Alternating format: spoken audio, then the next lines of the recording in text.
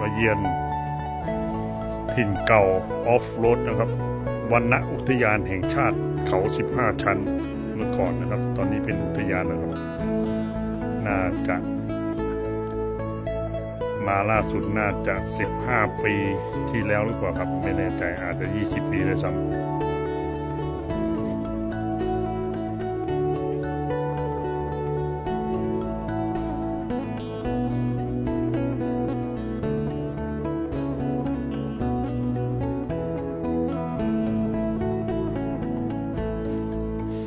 ความเจริญนะครับ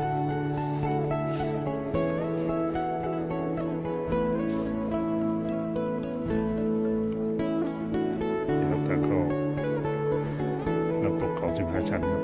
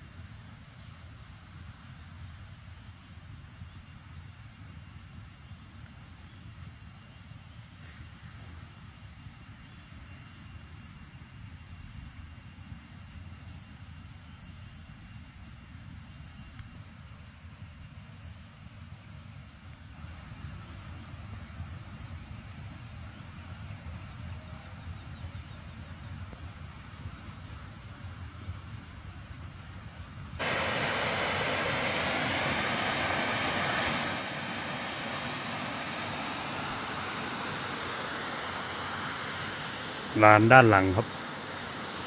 ด้านหลังที่ทำการ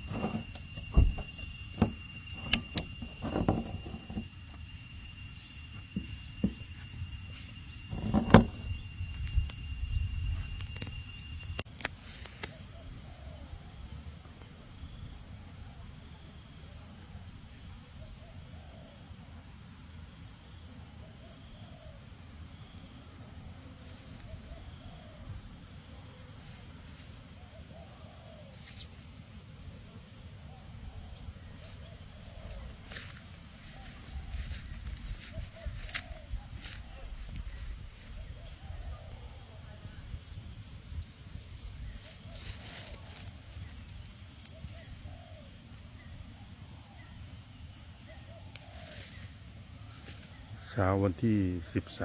13 พฤศจิกายน 2568 ครับ ที่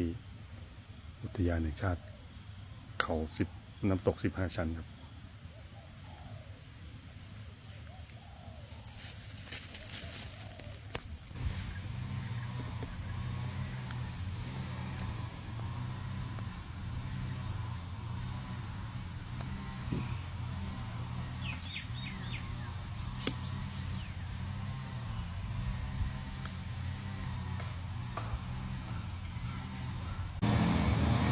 ครับติดต่อเจ้าหน้าที่คนนี้นะครับนี่เจ้าหน้าที่ครับผม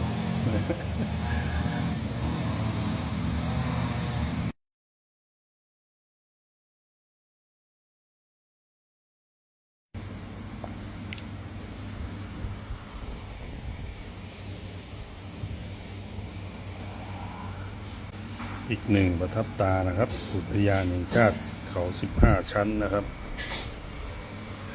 มาตั้งแต่เป็นวรรณอุทยานนะครับไม่ได้มา 15 ปีนะครับ อุทยานแห่งชาติมีทั้งหมด 156 นะครับ ปี 2568 นะครับ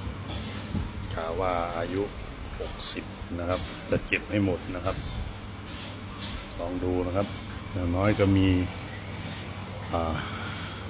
GPS นำทางนะครับว่าเราจะไปที่ไหนของประเทศไทยครับผม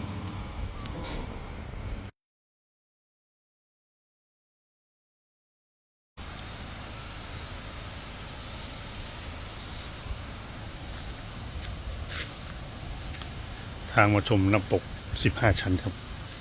ดูพีเซียเดียว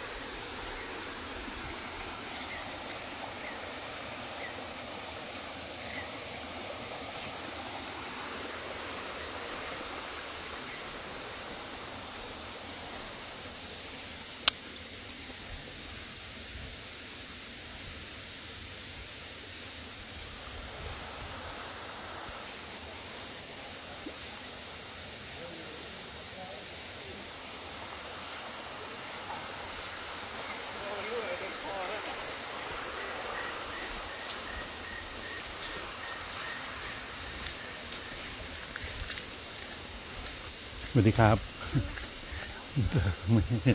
กิโลครับจากนี่ไปชั้น 1ก็700 เมตรค่ะ อ๋อ700 เมตรเนาะไปถึงชั้น 10ก็2 โลครึ่งเบอร์ 1นี่เหรอ700 เมตรใช่ป่ะใ เนี่ยอ๋อ จากจุดแดงๆอะค่ะ ครับ แล้วไอเบอร์15ล่ะกิโล เปิดถึง35จ้ะเปิดถึงแค่30 ปกติกิโลฮะเนี่ยจากนี่มานี่ไกลสุดกิโลเนี่ย ประมาณ5 โล โอ้5 โลเมลนะ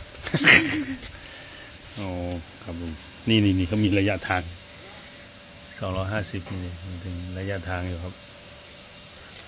อืม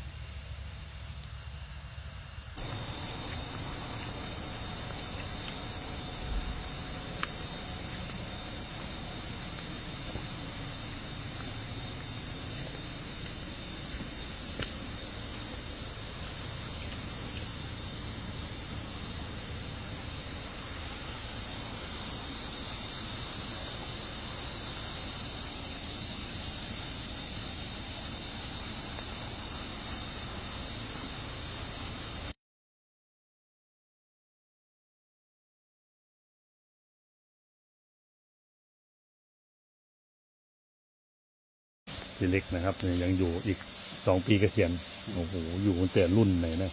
กี่ปีแล้วเนี่ยพี่ น่าจะตกเกือบ 25ป่ะ อะ กี่ปีแล้วเนี่ย เกือบ40แล้วมั้ง โอ้โหนี่ดูอยู่พี่เล็กยังอยู่นะครับจำได้หมด ครับมาเล่นออฟโรดรุ่นแรกๆไปตอนนี้หน่วยราชทะเบียนเขาบอกว่าไปถึงมะขามคู่ป่ะพี่หรือมะเดือคู่มะเดือคู่ยอดครับลุ่มลื่นมาก